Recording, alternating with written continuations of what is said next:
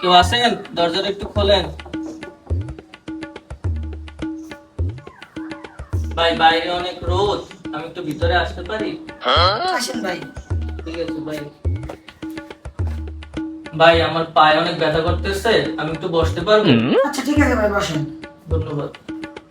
ভাই আমার একটু মাজা ব্যথা করতে আছে, আমি একটু শোবো? আচ্ছা ভাই, শোন, সমস্যা নেই।